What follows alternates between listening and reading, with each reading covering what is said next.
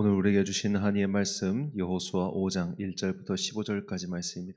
구약성경 여호수아 5장 1절부터 15절까지의 말씀. 이제 봉독하겠습니다. 하나님의 말씀 경청하십시오.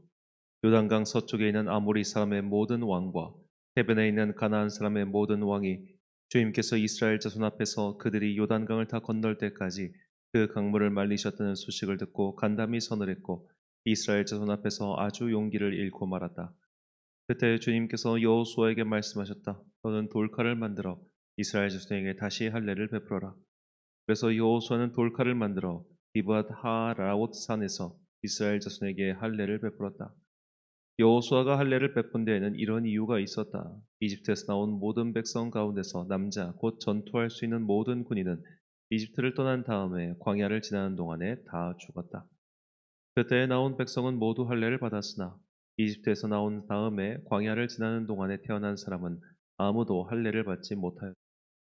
이스라엘 자손 가운데서 이집트를 떠날 때에 징집 연령에 해당하는 남자들은 40년을 광야에서 헤매는 동안에 그 광야에서 다 죽고 말았다. 주님께서는 우리에게 젖과 꿀이 흐르는 땅을 주시겠다고 우리의 조상에게 맹세하셨지만 이집트를 떠난 조상이 주님의 말씀을 순종하지 않았기 때문에 그들이 젖과 꿀을 흐르는 땅, 그 땅을 볼 수 없게 하겠다고 맹세하셨다. 그들을 대신하여 자손을 일으켜 주셔서 여호수아가 그들에게 할례를 베풀었는데 그것은 광야를 지나는 동안에 그들에게 할례를 베풀지 않아서 그들이 무할례자가 되었기 때문이다. 백성이 모두 할례를 받고 나서 다 낫기까지 진 안에 머물러 있었다.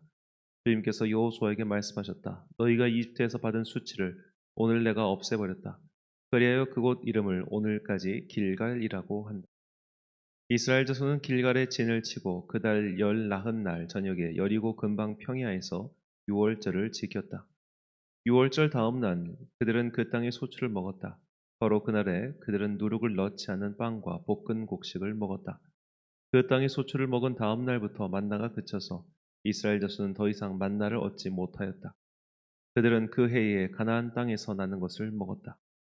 여호수아가 여리고에 가까이 갔을 때에 눈을 들어서 보니 어떤 사람이 손에 칼을 빼들고 자기 앞에 서 있었다. 여호수아가 그에게 다가가서 물었다. 너는 우리 편이냐? 우리의 원수 편이냐? 그가 대답하였다. 아니다. 나는 주님의 군사령관으로 여기에 왔다. 그러자 여호수아는 얼굴을 땅에 대고 절을 한 다음에 그에게 물었다. 사령관님께서 이 부하에게 무슨 말씀을 하시렵니까? 주님의 군대 사령관이 여호수아에게 말하였다. 내가 서 있는 곳은 거룩한 곳이니 너의 발에서 신을 벗어라. 여호수아가 그대로 하였다. 아멘. 버리고 떠나도 망하지 않는다라는 제목으로 하나님의 말씀 선포하겠습니다. 예전에 봤던 어느 영화의 한 내용입니다. 도둑질을 하다가 감방에 갇힌 사람이 이제 감옥에서 출소를 했습니다. 이제는 더 이상 도둑질 같은 건 하지 않겠다 다짐을 했는데 출소를 하고 나와서 보니까 가족들이 어려움을 겪고 있는 그래서 어쩔 수 없이 가족들을 위해서 도둑질을 하는 어떤 뭐 굉장히 흔한 스토리 그 장면을 보면서 문득 이렇게 생각했습니다. 우리가 과거에 하고 있던 나쁜 것들 내가 버려야 할 습관들 이런 거에서 쉽게 떠나지 못하는 이유가 참 다양하구나라고 말이죠. 우리는 그냥 편하게 얘기하죠. 야, 거기서 그만둬. 이걸 떠나야 돼. 이렇게 얘기를 하지만 사람은 익숙한 것과 그렇게 쉽게 결별할 수가 없습니다. 감옥에서 오래 장기수로 머물던 사람이 사회에 나오는 것을 오히려 두려워하는 이유가 바로 여기에 있죠. 지금 이스라엘 민족은 40년 동안 광야에서 살았습니다. 이들은 출애굽 2세대입니다. 물론 이집트에서 태어난 출신들이 아직도 50대들은 그런 사람들이지만 그들의 주력 세대인 40대 이하 사람들은 모두 다 광야에서 태어나서 광야에서 자란 광야가 그들의 삶의 터전이었던 사람들이. 그런데 이제 이들이 광야 생활이 끝나고 여리고를 손에 둔, 즉 가나안 땅으로 드디어 입성을 한 겁니다. 그렇기 때문에 이들은 과거의 것들과 결별을 해야 했습니다. 익숙했던 광야의 생활, 그리고 그보다 더 오래전에 아직도 뿌리 내리고 있는 이집트에서의 어떤 그런 것들을 다 정리해야 될 때가 온 것이죠. 본문 5절 말씀입니다. 그 나온 백성은 다 할례를 받았으나 다만 애굽에서 나온 후 광야길에서 난 자는 할례를 받지 못하였음이라. 출애굽을 하고 나서 할례를 받았지만 이 할례를 광야에서 태어난 사람들은 할례를 받지 못하였습니다. 아마 여러 가지 이유 때문에 그렇게 됐겠죠.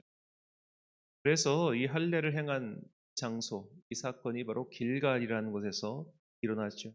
이 길갈에 대한 설명을 오늘 9절에 나옵니다. 여호와께서 여호수아에게 이르시되 내가 오늘 애굽의 수치를 너희에게서 떠나가게 하였다 하셨으므로 그곳 이름을 오늘까지 길갈이라 하느니라. 하나님께서 애굽의 수치, 아까 말씀드린 것처럼 너희의 과거에서 내가 이것을 떠나 보내겠다, 없애버리겠다, 저쪽으로 치워버리겠다 그렇게 말씀하십니다. 그래서 그곳 이름을 길갈이라 불렀다고 합니다. 여기서 이제 길갈이라고 하는 히브리어 지명은 히브리어 갈랄에서 왔어요. 이것은 아까 본문에 나온 떠나가다와 똑같은 로 분리다는 의미가 있습니다. 여기서 떠나가게 하였다 할 때 그 히브리어가 갈랄이고 여기서 길갈이라고 하는 지명이 나왔습니다. 모두 분리다라는 뜻이죠. 하나님께서 이렇게 떠나 보내야 될 것을 떠나 보내게 하셨습니다. 그리고 동시에 우리에게도 말씀하시는 떠나 보내야 될 것, 버려야 할 것은 버려야 한다라고 말이죠. 아까 말씀드린 것처럼 도둑질에 손댔다가 감옥에 간 사람은 결국 도둑질을 버려야 하지만 다시 사회에서 살아갈 수 있는 것과 마찬가지로 우리가 버려야 할 것을 버리지 않고 떠나야 할 것을 떠나지 않는다면 하나님의 온전한 백성이 될 수 없다는 의미입니다. 고린도후서 5장 17절 말씀. 그런즉 누구든지 그리스도 안에 있으면 새로운 피조물이라 이전 것은 지나갔으니 보라 새 것이 되었도다. 얼마 전 어느 드라마에서 이 엑스트라 출연자의 한 대사 정말 인상 깊었습니다. 끝을 봐야 시작을 할 수 있는 끝을 봐야 시작을 할 수 있는 어떤 일을 확실히 마무리 짓고 자르고 단절시켜야만 우리에겐 새로운 출발이 오는 겁니다.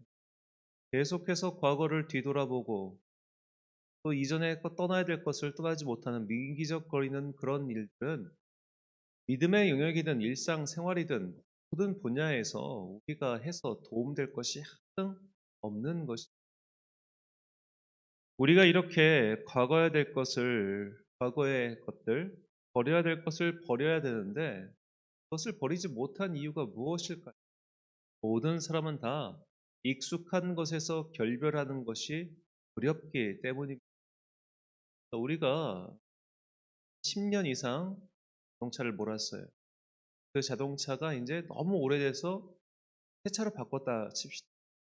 새 차로 바꾸면 무조건 기쁘긴 할 텐데 그 첫날은 어색해요. 그 오래된 차, 그 차는 내 생각대로 움직였고 또 내가 생각대로 간격을 다 파악하고 있으니까 내 마음대로 움직일 수 있지만 새 차로 바꾸면은 당장에는 뭔가 불편하고 뭐 한단 말이에요. 감각도 다르고.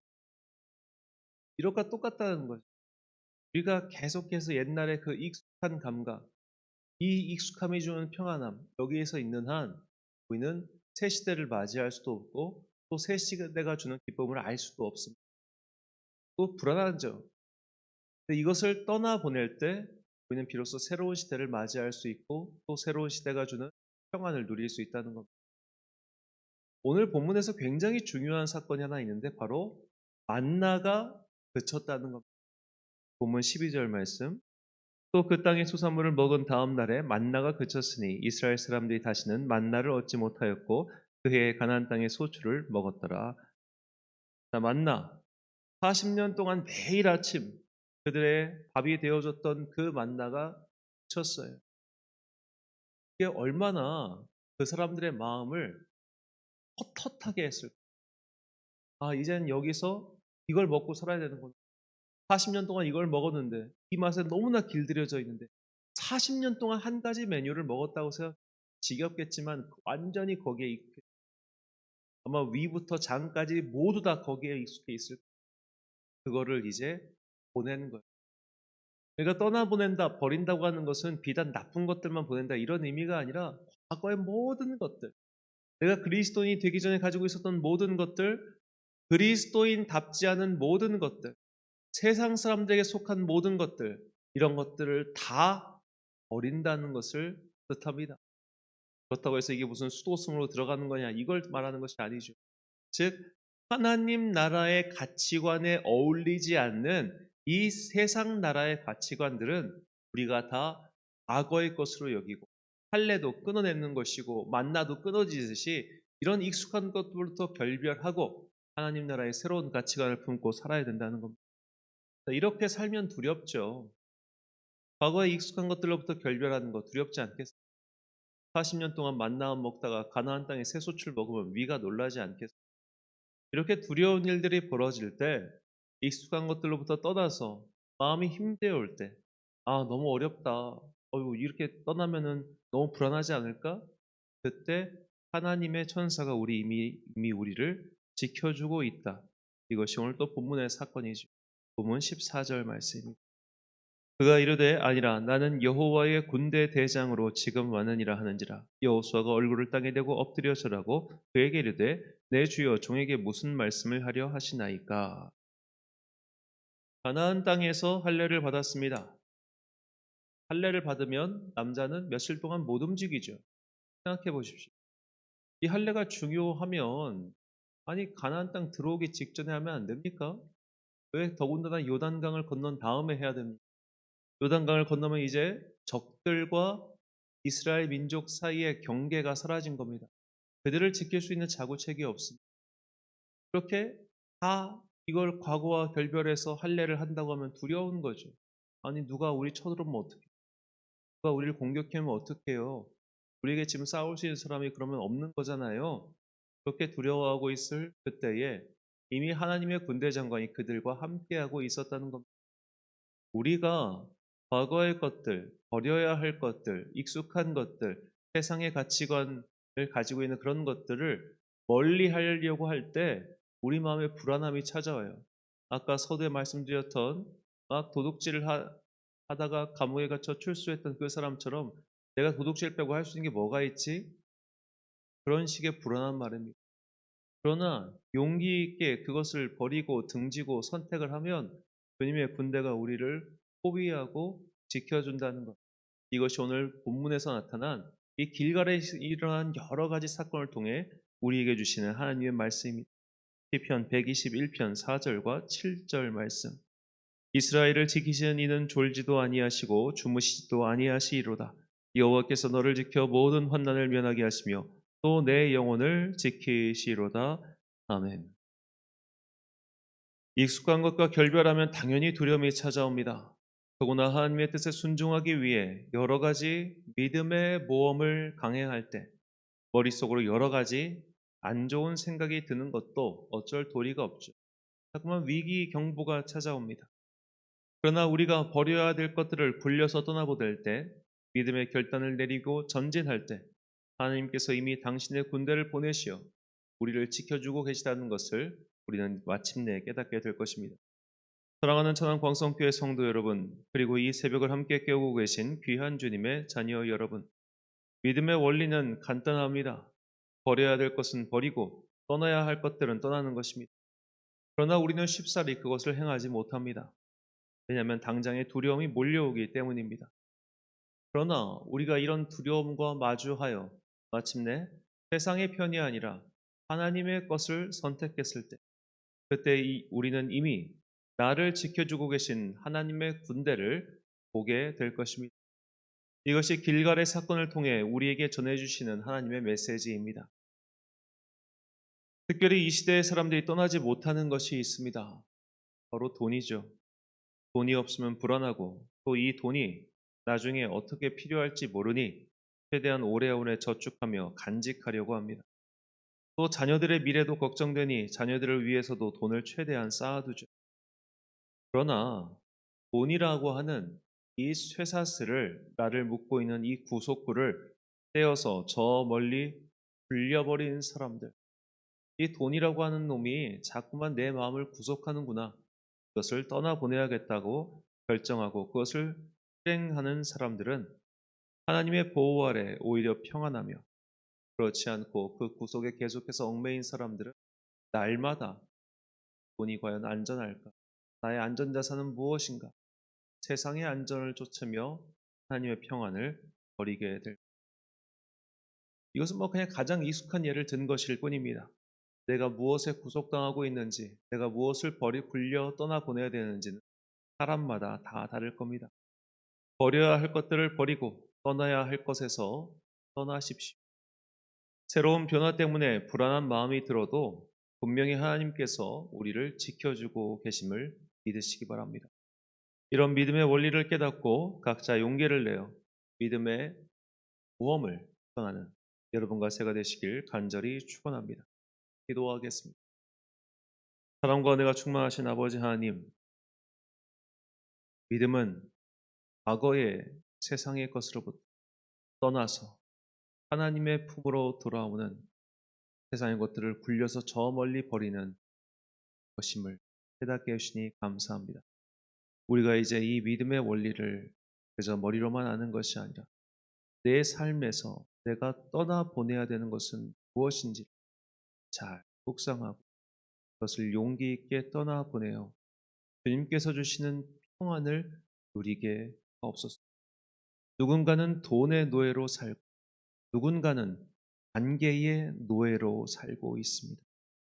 과거의 관계를 떠나보내지 못해서 새로운 관계를 맺지 못하는 사람들이 있으며 돈이라고 하는 그 매력을 놓지 못하여 계속해서 돈의 노예로 사는 사람들이 있습니다.